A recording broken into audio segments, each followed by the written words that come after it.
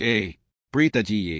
ပြီးခဲ့တဲ့အပိုင်းမှာကျွန်တော်တို့ရဲ့ဇက်လိုက်ရန်ညံတယောက်လောင်းစားယုံကိုအပြည့်ရှင်းပြီးသူ့ကိုလှုပ်ကြံဖို့ကြံစီခဲ့တဲ့လူဆိုးကြီးအက်ဒရီယန်ကိုပါသူ့ရှေ့မှာဒူးထောက်ရှုံးပေးခိုင်းလိုက်တာအထိအားရကျေနပ်စရာကောင်းခဲ့တယ်မဟုတ်လားဒါတင်မကပဲမျိုးစားကြီးအေလ်ထလစ်ကပုံကံမှုကြံစီနေတယ်ဆိုတာကိုပါရိပ်မိသွားခဲ့ပါတယ်ကဲအခုဆက်လက်ပြီးဇလန်လေးကိုစလိုက်ကြရအောင်ကြာမျိုးစားကြီးအေလ်ထလစ်ကသူ့အပေါ်တစ္ဆာရှိပါတယ်လို့ဘယ်လိုပဲဟန်ဆောင်ပြောဆိုနေပါစေရန်ညံကတော့သူ့ရဲ့စနစ်ကိုသုံးပြီးအေလ်ထလစ်ရဲ့စွမ်းဆောင်ရည်အချက်လက်တွေကိုစစ်ဆေးကြည့်ပြီးဖြစ်လို့သူဟာတကယ်ကိုလောဘဇောတက်နေတဲ့လူယုံမာတယောက်ဆိုတာကိုကောင်းကောင်းကြီးတည်ထားပြီးသားပါနောက်ပိုင်းမှာတော့ရန်ညံဟာသူ့ရဲ့ရုံခန်းထဲမှာထိုင်ရင်းမူးမတ်တွေအားလုံးစုပေါင်းပြီးရှူတင်ကတသိန်းခန့်ထည့်ဝင်လိုက်ကြတာကိုတွက်ချက်မိသွားပါတယ်ဒီပမာဏဟာတမျိုးလုံးရဲ့နှစ်ဆအခုံငွေနဲ့ညီမျှတာဖြစ်ပါတယ်အဲ့ဒီအချိန်မှာလီယာကရန်ညံအတွက်လက်ဖက်ရည်ချမ်းယူဆောင်လာရင်အခန်းထဲကိုဝင်လာခဲ့ပါတယ်ပြီးတော့သူမကအက်ဒရီယန်ပြောခဲ့တဲ့စကားနဲ့ပတ်သက်ပြီးဘာစလုပ်ဖို့အစီအစဉ်ရှိလဲလို့မေးမြန်းပါတယ်အေလ်ထလစ်ကကဲရဲပုံကံမှုကျန်းစီနေတာဆိုရင်ရန်ညံအတွက်တီတီတာတာ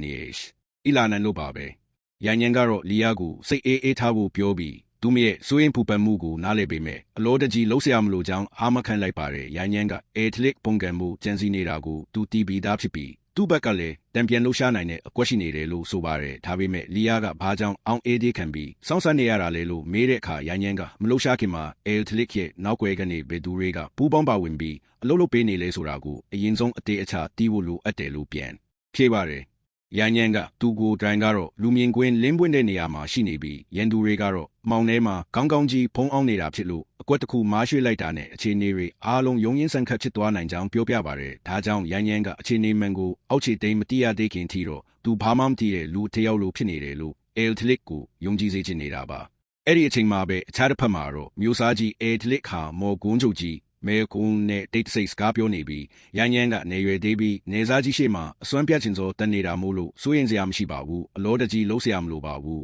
လို့အဲ့ဒီအဖိုးအိုကိုပြောနေပါတယ်ဒါပေမဲ့မဲကွန်းကတော့အေလ်ထလစ်အနေနဲ့ရန်ညံဘက်ကနေရက်တီပေးရမယ်အကြောင်းပြချက်မရှိဘူးလို့ထင်နေပါတယ်ဘာလို့လဲဆိုတော့ရန်ညံရဲ့အဖေကိုဒရိုင်းကတော့မောဆရာတွေကိုယူသေးလေးစားမှုဖြတ်တဲ့ရတာကြောင့်ဖြစ်ပါတယ်ယင်းထဲမှာတော့အေထလစ်ကရန်ညံဟာတနည်းနည်းနဲ့မော်ကွန်းကိုသူ့ဘက်ကနေရန်သူဖြစ်အောင်လှုပ်လိုက်တဲ့အတွက်ဝမ်းသာနေမိပါတယ်မဲကွန်းကတော့ဒေါ်ဒရကြီးနဲ့ရန်ညံနဲ့စကားပြောဖို့လိုအပ်တယ်လို့ဆိုကအခန်းထဲကနေထွက်ခွာသွားပါတော့တယ်အေထလစ်ကတော့ရန်ညံဟာမော်ကွန်းကိုတွားပြီးစော်ကားမိတာကြောင့်ပြားအုံကိုတုံးနဲ့ထိုးမိလို့ဖြစ်သွားပြီးမြို့ထဲမှာအကာအကွယ်မဲ့တွားတော့မယ်လို့တွေကမောင်းမာစွာပြုံးလိုက်ပါတော့တယ်နောက်တနေ့မှာတော့လီယာကရန်ညံရဲ့အိတ်ဆောင်ထဲကိုဝင်လာပြီးမဲကွန်းကတွေးဆုံချင်နေကြောင်းလာရောက်အကြောင်းကြားပါတယ်ရန်ညံကတော့မဲကွန်းဆိုတာဘယ်သူမှလုံးဝမသိတာကြောင့်အစအပိုင်းမှာဂျွေးစွာဖြစ်သွားပါတယ်ရန်ညံကမဲကွန်းဆိုတဲ့လူကိုတွေးဖို့အတွက်သူ့ရဲ့ရုံခန်းထဲကနေထွက်လာခဲ့တဲ့အခါမှာတော့အဲ့ဒီလူဟာတခြားသူမဟုတ်ပဲသူ့ကိုဒေါ်တကြီးစောင့်ကြိုနေတဲ့မော်ကွန်းချုပ်ကြီးဖြစ်နေတာကိုတွေးလိုက်ရပါတော့တယ်မဲကွန်းကရန်ညံကိုမြင်ချင်းပဲမင်းကဘာဖြစ်လို့နာတို့ရဲ့မော်ဆရာများကွန်းကိုလာပြီးစော်ကားရတာလဲ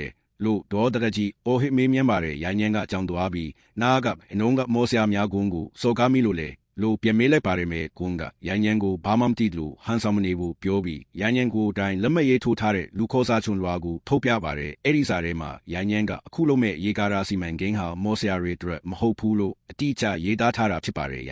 ရန်ကရေကာရာစော့ဖို့အတွက်ဒီစာကိုထုတ်ပြန်ခဲ့တာမှန်ပေမဲ့ဒါဟာမော်ကွန်းကိုစော်ကားတာမျိုးလုံးဝမပါဝင်ကြောင်းပြန်ရှင်းပြပါတယ်ဒါပေမဲ့မဲကွန်းကတော့မင်းရဲ့ရှောက်လွာမှာမော်ဆရာတွေကိုခွင့်မပြုဘူးလို့ရေးထားတာဟာနာရိုမော်ဆရာတွေကိုကြောင်ကြကြရန်စလိုက်တာပဲလို့ဆိုညင်းပါတော့တယ်ရန်ညံကဒါကူကြတော့အန်တွားရပါတယ်ဘာလို့လဲဆိုတော့မော်ဆရာတွေကအခုလိုပင်ပန်းစင်းရဲတဲ့ကိုလက်လှုပ်ရှားအလုပ်ကျန်းတွေကိုလှုပ်ချင်ကြလိမ့်မယ်လို့သူလုံးဝမထင်ထားခဲ့လို့ဖာပဲမဲကွန်းကရန်ညံအနေနဲ့တင့်တော်တဲ့ရှင်းလင်းချက်တစ်ခုမပေးနိုင်ရင်မြို့ထဲမှာရှိတဲ့မော်ဆရာအားလုံးကိုရန်ညံနဲ့အတွက်လုံးမလို့ပဲတပိတ်မောက်ခိုင်းပြီမယ်လို့ချင်းကျုပ်လာပါတယ်နောက်ထပ်မလှုပ်ရှားခင်မှာရန်ညံကစနစ်ကိုတုံးပြီးမဲကွန်းရဲ့အခြေအနေပြအချက်လက်တွေကိုစစ်ဆေးကြည့်လိုက်ပါတယ်ရန်ညံအန်ဒွာရာကတော့ဒီအဖိုးကြီးရဲ့တိစာဆောင်တီးမှုပမာဏကတော်တော်လေးကောင်းမွန်နေပြီးသူဟာဘခုတုနဲ့ပညာရက်တွေကိုရှာဖွေလို့စိတ်ပြင်းပြတဲ့သူဖြစ်နေလို့ပါပဲဒီအချက်လက်တွေကိုကြည်ချင်းအဖြစ်တယောက်ယောက်ကဒီအဖိုးကြီးကိုနောက်ွယ်ကနေတွေးထိုးလုံးစော်ပေးလိုက်တာဖြစ်မယ်ဆိုတာကိုရန်ညံရိပ်မိသွားပါတယ်ဒါကြောင့်ရန်ညံကဒါတွေအားလုံးဟာနားလည်မှုလွဲတာတတ်ပါငါအနေနဲ့မော်ဆရာများကွန်းကိုမလေးမစားလို့ဖို့ရည်ရွယ်ချက်လုံးဝမရှိပါဘူးလို့မဲကွန်းကိုလေတန်းရှို့ပြီးပြောလိုက်ပါတယ်ပြီးတော့သူရေးကားတာတိဆောက်ရေးမှာမော်ဆရာတွေကိုမညာရတဲ့အကြောင်းပြချက်၃ချက်ကိုဆက်ပြီးရှင်းပြပါတယ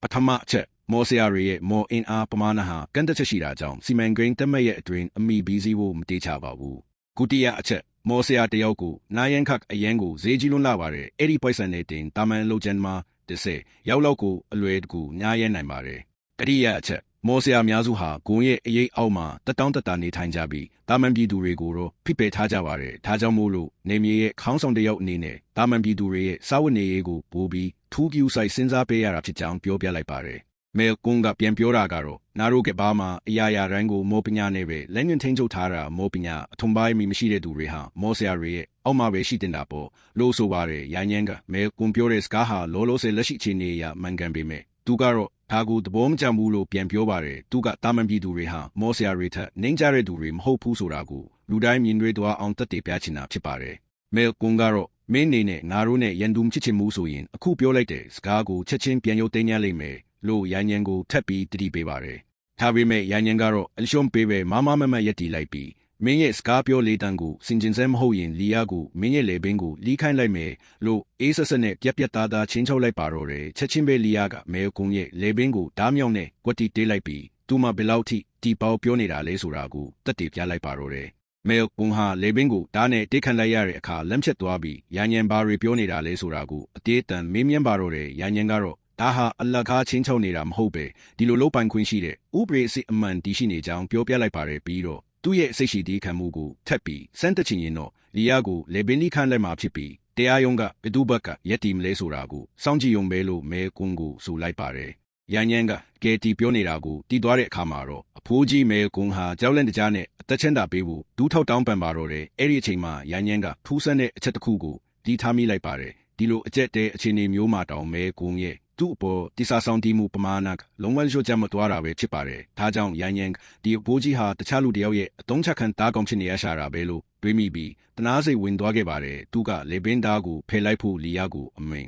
်ပေးလိုက်ရလီယာကလည်းချက်ချင်းပဲဓားကိုရုပ်သိမ်းလိုက်ပါတယ်ကန်ခေါင်းချင်တော့အဲ့ဒီအချိန်မှာပဲရိုင်းညံရဲ့စနစ်စီကနေအောင်မြင်မှုအချက်ပေးချက်တစ်ခုတက်လာပါတယ်သူဟာလူတစ်စေရောက်ရဲ့စွမ်းဆောင်ရည်တွေကိုစုံစမ်းစစ်ဆေးတဲ့စွမ်းရည်တုံးဆွဲပြီးသွားပြီးဖြစ်တာကြောင့်အလုပ်တင်မရှင်ကိုအလိုလျှောက်ပြီးမြောက်အောင်မြင်သွားပြီးဖြစ်ကြောင်းအကြောင်းကြားစာပေါ်လာတာပါဒါကြောင့်သူဟာအလုပ်တင်မရှင်အတွက်ထိုက်တန်တဲ့ဆုလန်တွေကိုရရှိတော့မှာဖြစ်ပါတယ်ဒါဒီမကတေးပဲစွမ်းဆောင်ရည်အချက်လက်မြင်မာတဲ့လူတော့ငါရောက်ကိုရှာဖွေစုဆောင်မှုအတွက်မရှင်တစ်တစ်ခုကိုပါထက်မှန်ရရှိခဲ့ပါတယ်ရိုင်းညံဟာရရှိလာတဲ့ပစ္စည်းတွေအတွက်လုံဝမ်းသာသွားပြီးအဲ့ဒီဆုလောက်ကိုစစ်ဆေးဖို့ပြင်ဆင်လိုက်ပါတော့တယ်အခြားတစ်ဖက်မှာတော့ရိုင်းညံရဲ့အိမ်တော်ကနေမကြေမနက်နဲ့ထွက်လာတဲ့မဲကွန်းကိုမျိုးစားကြီးအဲထလစ်ကတွားရောက်တွေ့ဆုံပြီးရိုင်းညံနဲ့တွေ့ဆုံပွဲဘလို့ဖြစ်ခဲ့လဲလို့မင်းမြန်းပါတယ်မဲကွန်းကတော့နားကိုလာပြီးစိတ်မရှုပ်စေနဲ့ရိုင်းညံကနာပြောတာတွေကိုတခုမှနားမထောင်တဲ့အပြင်အဆောက်အုံထဲကနေပါမောင်းထုတ်လိုက်တယ်လို့စိတ်ပြက်လက်ပြက်နဲ့ပြောပြရှာပါတယ်လူရုံမှပြီးအဲထလစ်ကတော့ဒါကူကြပြီးစိတ်ထဲဝမ်းသာသွားကရိုင်းညံရဲ့စိတ်ကိုပြောင်းလဲစေမဲ့အပြင်သူ့ကိုပါပိုးပြီးယူတေခန့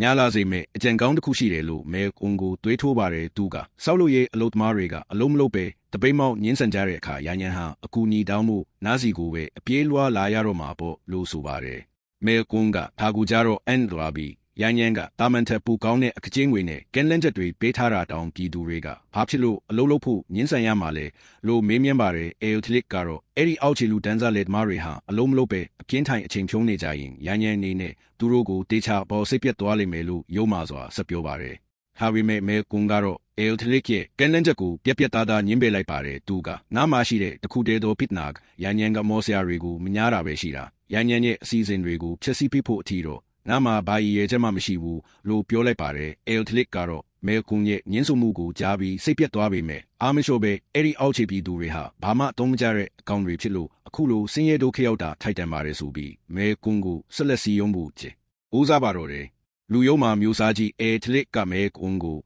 ဒီအောက်ခြေပြည်သူတွေကရန်ညံကိုကူညီပြီးရေကာရာဆောက်ပေးဖို့ဘယ်တော့မှတကယ်စိတ်ပါဝင်စားကြမှာမဟုတ်ဘူးလို့ထက်ပြီးတွေးထုတ်လိုက်ပါတယ်ဒါကိုကြားပြီးနောက်မှာတော့မဲကွန်လဲနောက်ဆုံးမှအေထလစ်ရဲ့အကြံဉာဏ်ကိုသဘောတူလိုက်ပြီးစမ်းကြည့်ဖို့ဆုံးဖြတ်လိုက်ပါတော့တယ်မကြခင်မှာပဲပြည်သူတွေဟာကြီးညာပုတ်ပြပေါ်မှာကတ်ထားတဲ့ရေကာရာဆောက်လုပ်ရေးအလုပ်သမားခေါ်စာကိုတွေးရှိသွားကြပါတယ်အဲ့ဒီအလုပ်မှာရမယ့်အကျိုးခံစား권တွေကတော့တနေ့ရှင်သမင်းသုံးတဲ့အိုးဝကျွေးမယ်နေအတွက်ကကိုနေစဉ်အလုပ်စင်ချိန်ချက်ချင်းထုတ်ပေးမိလောက်ခစားဘယ်တော့မှနောက်ကျမီမဟုတ်အလုသမားအားလုံးကိုလူသားဆန်စွာကောင်းမွန်စွာဆက်ဆံမိပြည်သူတွေဟာဒီကန်လန်းချက်ကိုမြင်တော့လုံအန်းသွားကြပါတယ်ဒါဟာဖြစ်နိုင်ခြင်းမရှိတော့အောင်ကောင်းလွန်နေတာကြောင့်အရင်တုန်းကအောက်တန်းစားမော်ပစ္စည်းပိုင်ရှင်မူးမတ်တွေရဲ့လိညာလေးကွက်ခေါင်းချောက်တစ်ခုပဲဖြစ်ရမယ်လို့အများစုကတွေးပြီးမယုံကြည်ကြပါဘူးလူတွေအားလုံးကဒီစီဇန်ကိုမကောင်းပြောပြီးဝေဖန်နေကြတဲ့အချိန်မှာပဲလီလီယန်ကကြားရဲကရောက်လာပြီး ခင်လေးရန်ရန်ရဲ့နာမည်ကိုလျှောက်ပြီးမဖြစ်စီကြနဲ့ဆိုပြီးလူတွေကိုလိုက်လံအောင်နှမ်းပါတော့တယ်ခင်လေးရန်ရန်ကလူတိုင်းရဲ့ဘဝကိုပူကောင်းအောင်လုပ်ပေးမယ်လို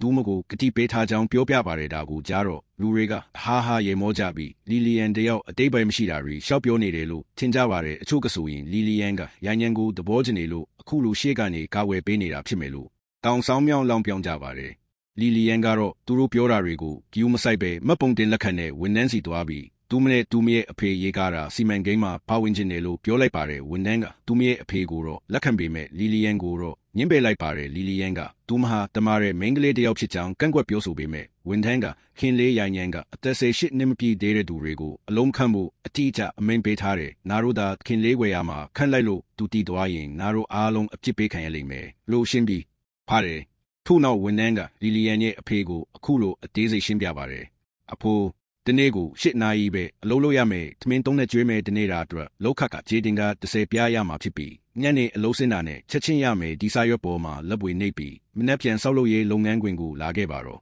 ့လီလီယန်ကသူ့အဖေကိုကြိုးစားစားလုပ်ဖို့ပြောတဲ့အခါအဖေဖြစ်သူကလည်းနောက်လောင်းစားလုံးဝမလုပ်တော့ပဲခင်လေးရိုင်ညံရဲ့ကျေးဇူးကိုဆက်ဖို့အစွမ်းကုန်ကြိုးစားသွားမှာဖြစ်ပြီးစိတ်ပြတ်အောင်မလုပ်ပါဘူးလို့မိဖြစ်သူကိုကတိပေးပါတယ်ပြီးတော့လီလီယန်ကိုဖလက်တကင်းနဲ့မိကတော့အိမ်မှာပဲအမေနဲ့အတူနေခဲ့ပါတမိမေကလည်းနေမကောင်းဖြစ်နေတော့လဲရတယ်မစင်းနိုင်ရှာမှုမဟုတ်လားလို့ဆိုပါတယ်အဲ့ဒီအချိန်မှာဝန်နှန်းကအဖိုးရဲ့ဇနီးတီကယ်ရဲနေမကောင်းဖြစ်နေတာလားဆိုတာကိုပြန်ခေါ်ပြီးဒီပြူမေးမြန်းပါတယ်ဖိုးကဟုတ်ပါတယ်လို့ဖြေတဲ့အခါဝန်နှန်းကပြုံးပြီးအခုလိုဆိုပါတယ်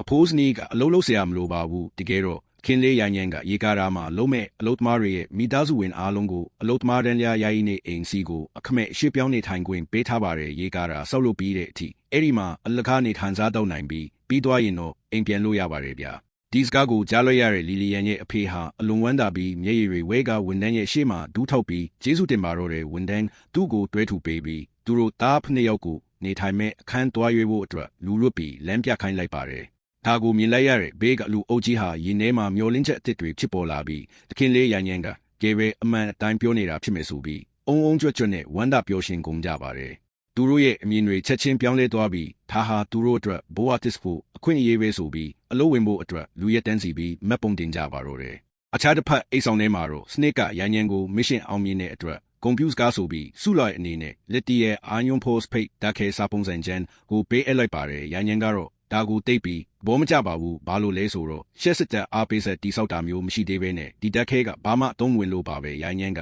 စနစ်ကနားကိုဒီဓာတ်ခဲကြီးပိုက်ပြီးမိုးကြိုးဖြစ်ခံခိုင်းနေတာလားဆိုပြီးစိတ်ထဲကနေညှိတွားမိပါတယ်တချိန်တည်းမှာပဲသူကစွမ်းဆောင်ရည်အချက်လက်မြင်မာတဲ့လူတော်9ယောက်ကိုရှာရမယ့်မစ်ရှင်အတိအတွက်စိုးရိမ်နေပါတယ်အစားကတော့လီယာကိုလေ့ကျင့်ပေးဖို့စဉ်းစားခဲ့ပေမဲ့လီယာရဲ့စွမ်းဆောင်ရည်ကမြင့်ဆုံးဆင့်ကိုရောက်နေပြီဖြစ်လို့ထပ်ပြီးမြင့်တင်လို့မရတော့ပါဘူးဒါကြောင့်အကောင်းဆုံးနေလန်းကတော့မျိုးတွေကိုစင်းပြီးလူတော်တွေကိုထက်မှန်ရှာဖွေဖို့ပဲလို့ရန်ညံတွေးလိုက်ပါတယ်မကြခင်မှာပဲလီယာကလီလီယန်ရောက်နေကြောင်းလာရောက်အကြောင်းကြားပါတယ်လီလီယန်အခန်းထဲဝင်လာပြီးခင်လေးရေကာရာဆောက်လုပ်ရေးလုပ်ငန်းခွင်မှာအခြေအနေတွေမကောင်းတော့ဘူးလူတွေအားလုံးအလုပ်ခုနေကြတယ်လို့စိုးရိမ်တကြီးတင်ပြလိုက်တဲ့အတွက်ရန်ညံအလွန်အံ့သွားရပါတယ်ကဲတော့လီလီယန်လုပ်ငန်းခွင်ကိုသွားတော့ကသူ့ဖေဘာမှမလုပ်ပဲနားနေတာကိုတွေးလို့အဖေဘာဖြစ်လို့ဘာမှမလုပ်ပဲနားနေတာလဲလို့မေးခဲ့ပါတယ်အဲ့ဒီအခါသူ့အဖေကနားခန္ဓာကိုယ်ကဘာဖြစ်နေမှန်းမသိဘူးသမီးရဲ့မနဲ့နိုးလာကလေးကတကူလုံးအဆမတန်မောပန်းနှွဲနေနေတာတခြားလုပ်သမားတွေအားလုံးလည်းဒီလိုပဲဖြစ်နေကြတာလို့ပြန်ပြောပြခဲ့ပါတယ်လီလီယန်ကတခြားလူတွေကိုလည်း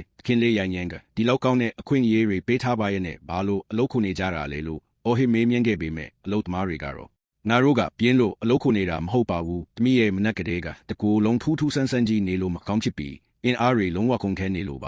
ါလို့ပြန်ပြီးဖြေရှားကြပါတယ်အလုပ်သမားတွေတဲ့ကတယောက်ကတော့ငါတို့အလုံးမလုပ်တာကြားပြီးဖြစ်လို့ချက်ချင်းအပြင်းထန်လှုပ်လိုက်ရတဲ့အခါခန္ဓာကိုယ်ဒမ်ခိုင်နိုင်ပဲချက်ချင်းပင်ပန်းသွားတာဖြစ်မှာပါလို့ယူဆနေကြပါတယ်သူတို့ကဒီနေ့တော့ကောင်းကောင်းနားလို့ရင်မနက်ဖြန်မှာတက်တာသွားလိမ့်မယ်လို့ထင်နေကြတာပါဒါပေမဲ့လီလီယန်ကတော့သူတို့ပြောတာကိုလုံးဝမယုံပဲတော်တော်လေးဒေါ်ထွက်သွားပါတယ်သူမကအလုတ်သမားတွေကိုစိတ်ဆိုးမှန်ဆိုးနဲ့အော်ဟစ်လိုက်ပြီးရှင်တို့အားလုံးကအပြင်းထူနေတဲ့လူပြင်းတွေတက်တက်ပဲဒီလိုမျိုးတကူလုံးချက်ချင်းအင်အားကုန်သွားစေတဲ့ယောဂမျိုးဒီလောကမှာဘလို့မှမရှိနိုင်ဘူးလို့အော်ငေါပါတော့တယ်အခြေအနေတွေမကောင်းမှန်းဒီလိုရန်ညံဟာစောက်လို့ရေးလုပ်ငန်းခွင်စီချက်ချင်းရောက်ရှိလာပါတယ်သူကအခြေအနေကိုစစ်ဆေးဖို့အတွက်လီလီယန်ရဲ့အဖေဖြစ်သူယော့ကိုသူ့ရဲ့စနစ်စွမ်းရည်နဲ့လမ်းပြီးစကင်ဖတ်လိုက်ပါတယ်အဲ့ဒီအချိန်မှာပဲယော့ရဲ့စွမ်းဆောင်ရည်ပြစာမျက်နှာထဲမှာထူးဆန်းပြီးပုံမှန်မဟုတ်တဲ့အချက်တစ်ခုကိုရန်ညံအန်လစ်ဖွယ်တွေးရှိလိုက်ရပါတယ်အဲ့ဒါကတော့ယော့ဟာဂျင်းစာတင်နေတယ်ဆိုတဲ့အချက်ပစ်စာသားပဲဖြစ်ပါတယ်ရန်ညံကလီလီယန်ဘက်လှည့်ပြီးလီလီယန်